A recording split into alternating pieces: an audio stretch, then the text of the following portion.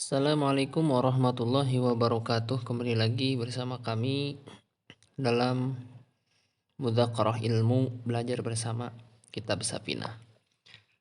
Man yuridillahu bihi khairan yufaqihu fiddin. Diterangkan di awal-awal hadis, man barang siapa itu yurid, ketika menghendaki siapa Allah bihi pada itu man, khairan pada kebagusan, yufaqih maka akan memberi pemahaman Allah hu pada itu man fiddini di dalam urusan agama. Jadi seseorang yang sama Allah itu dikehendaki kebaikan baginya tentu akan diberi pemahaman di dalam agama. Yarfa'illahu alladzina amanu minkum walladzina utul ilma darajat. Allah itu mengangkat derajatnya orang-orang yang beriman dan Allah mengangkat derajatnya orang-orang yang berilmu. Jadi seandainya kita berilmu, diangkat derajatnya itu 2 kali lipat. Pertama karena kita iman, kedua karena kita punya ilmu. Bismillahirrahmanirrahim.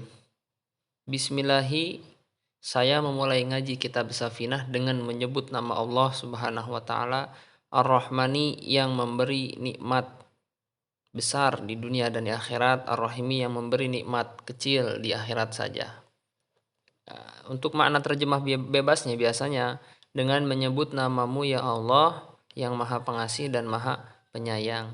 Sebenarnya di dalam Ar-Rahman dan Ar-Rahim ini ulama memberikan tafsiran dari kitab salah satunya Syekh Nawawi Al-Bantani di dalam kitab Nurul Dzalam dijelaskan bahwa yang dinamanya Rahman itu adalah Allah memberikan nikmat. Allah itu mun'im, zat yang memberi nikmat, bijala ilin ni'am, zat yang nikmat-nikmat yang besar. Sedangkan Rahim itu bidaqaiqi ni'am, seperti misalkan Rahman itu kita diberi nikmat oleh Allah berupa ilmu. Nah, kalau Rahim itu kita itu udah punya ilmu. Nah, Allah itu tambahkan ilmu kita. Jadi kalau Rahman itu dasarnya, modal awalnya, kalau Rahim itu memberi kita itu tambahannya begitu. Tapi bisa diartikan juga, ada beberapa ulama yang mengartikan Rahman itu Allah itu memberikan rahmat di dunia secara umum, entah kafir entah muslim. Sedangkan Rahim itu Allah memberikan nikmat secara khusus bagi orang muslim saja, sedangkan kafir tidak. Begitu. Makanya kenapa kok ada orang kafir tetap kaya raya? Karena ini sifat rahmannya Allah begitu. Banyak sekali ulama mentafsiri masalah bismillah. Alhamdulillah, adapun seluruh pujian itu lillahi tetap bagi Allah Rabbil alamina yang merajai seluruh alam. Wabihi dan hanya kepada Allah nasta'inu saya meminta tolong ala umuri dunia, atau gini, nasta'inu saya meminta pertolongan ala umuri dunia tentang urusan-urusan dunia, wadini dan agama. Apapun keluh kesah kita memintalah kepada Allah. Di sini menggunakan wabihi didahulukan itu maksudnya hanya kepada Allah. Jadi jangan yang lainnya, karena kalau misalkan kita meminta pertolongan pada yang lain itu nanti musyrik, syirik. Perbuatan syirik itu termasuk daripada dosa besar yang bisa menghapuskan dosa juga, malah menghapuskan pahala maksudnya. Kalau menghapuskan dosa keenakan. Wasola dan semoga Allah memberikan rahmat ta'zim siapa Allah Gusti Allah, wasallama dan memberikan keselamatan siapa Allah. Jadi dalam kitab bahasa Arab itu susunannya itu predikat, subjek, baru objek. Kalau di Indonesia kan biasanya subjek, predikat, objek. Kalau ini enggak, predikat dulu, kemudian subjek, baru objek. Wasola dan memberikan rahmat dan ta'zim siapa Allah Gusti Allah. Jadi maksudnya Allah memberikan rahmat ta'zim gitu.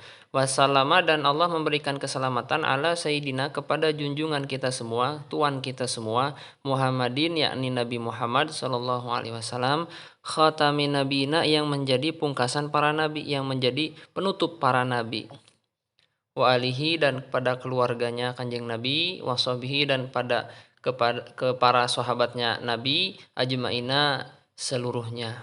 Jadi sholawat dan salam senantiasa tercurah limpahkan kepada Nabi Muhammad sebagai penutup para nabi dan juga atau pamungkas para nabi, dan juga para keluarga dan sahabatnya juga mendapatkan sholawat dan salam.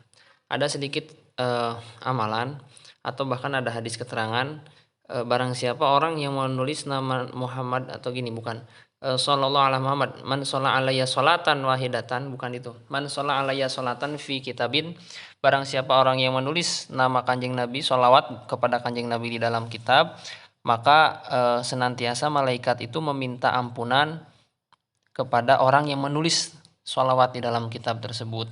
Madama ismi fi kitabihi, selagi tulisan Nabi Muhammad Shallallahu Alaihi Muhammad itu masih tertulis di dalam kitab. Jadi ya dulu ketika saya mondok itu disuruh nulis Shallallahu Alaihi Muhammad di dalam kitab. Supaya apa ya? Supaya malaikat itu memberikan ampunan kepada kita.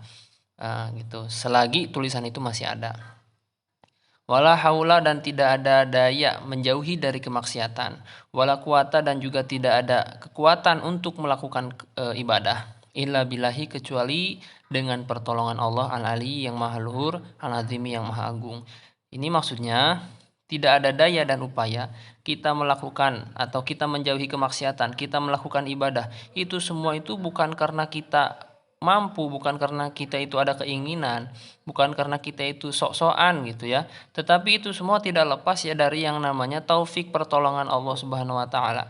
Jadi sebenarnya kita itu mengaji baik, tetapi merasa lebih baik daripada orang lain karena kita mengaji itu yang buruk. Karena apa? Karena kita itu mengaji ya karena atas dasar pertolongan Allah. Jadi jangan mentang-mentang kita ibadah seakan-akan paling hidup mulia di dunia. Jangan seakan-akan kita paling merasa berislam.